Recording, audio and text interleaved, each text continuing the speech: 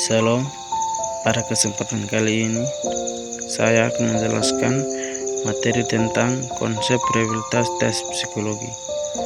Namun sebelum daripada itu, saya akan memperkenalkan diri saya.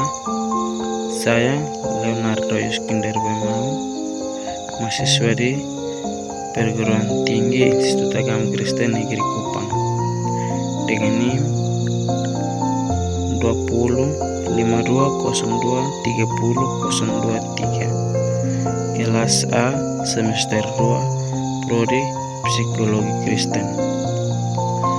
Tujuan saya membuat video ini untuk memenuhi tugas psikomisi dasar yang diampu oleh Ibu Iren Elvira Daik SI TLM Psi.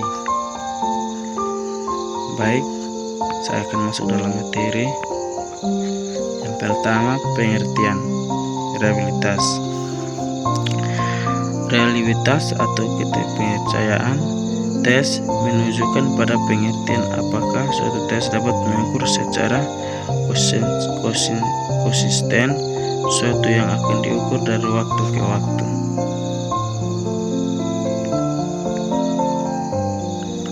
Apabila suatu tes memiliki kemampuan untuk menghasilkan pengukuran yang azek, tidak berubah-ubah jika digunakan secara berulang-ulang pada sasaran yang sama, alat ukur yang sama, dan prosedur yang sama, dapat dikatakan tes tersebut reliable. Baik, saya akan masuk dalam jenis-jenis reliabilitas. Yang pertama, koefisiensi stabilitas atau kemantapan. Yang kedua, koefisiensi estimasi atau taksiran. Yang ketiga, koefisiensi ekuivalensi atau kesetaraan. Yang keempat, koefisiensi konsistensi atau ketaasan. Baik, saya akan menjelaskan yang pertama, koefisiensi stabilitas. Teknik ini dilakukan dengan cara mengujikan instrumen tes yang sama dua kali pada sejumlah subjek yang sama dengan alat ukur yang sama pada rentangan waktu yang berbeda atau metode tes ulang. Skor yang didapat pada pengujian pertama dan kedua dikorelasikan untuk dilihat koefisien korelasinya. Hasil hitungan disebut koefisiensi stabilitas. Baik, ini adalah rumus yang dipakai untuk mengukur atau memakai untuk cara menguji instrumen tes. Baik, saya akan masuk dalam yang kedua, koefisien estimasi. Koefisien taksiran diperoleh dengan metode belah 2. Dalam metode belah 2, suatu tes diberikan satu kali kepada suatu kelompok. Kemudian pembedaan nilai dilakukan dengan cara membelah hasil tes tersebut menjadi dua, yaitu paruh atas dan paruhan bawah. Setelah skor didapatkan, butir tersebut kemudian dibagi menjadi dua bagian dengan jumlah yang sama. Baik, ini adalah rumus butir belah 2. Baik, saya akan masuk dalam materi yang ketiga, koefisiensi ekuivalensi. Koefisiensi ekuivalensi. Yang pertama, diperoleh dengan metode tes paralel. Dalam metode ini, dua buah tes yang paralel atau mempunyai bobot yang sama diberikan kepada kelompok siswa yang sama dengan jeda waktu yang tidak lama.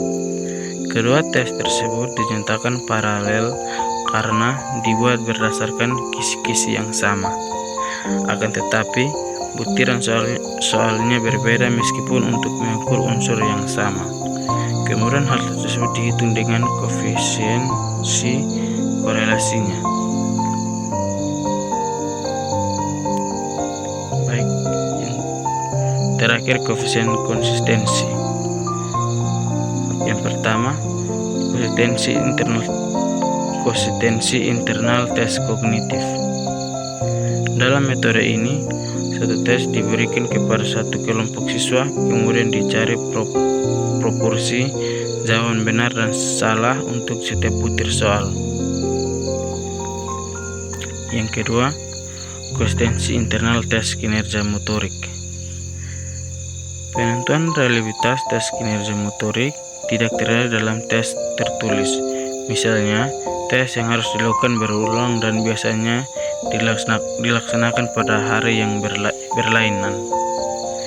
Untuk menentukan reliabilitas data hasil tes kinerja motorik adalah dengan teknik koefisien korelasi interkelas. Baik, saya akan masuk dalam faktor-faktor yang mempengaruhi reliabilitas. Reliabilitas yang pertama, luas tindakan sipil yang diambil. Yang kedua, homogenitas mutu prestasi siswa. Yang ketiga, jumlah item dalam suatu tes. Yang keempat, taraf kesukaran tes. Yang terakhir, waktu yang disediakan. Baik, inilah hasil materi yang saya menjelaskan. Mungkin materi ini cukup sampai di sini. Sekian dan terima kasih.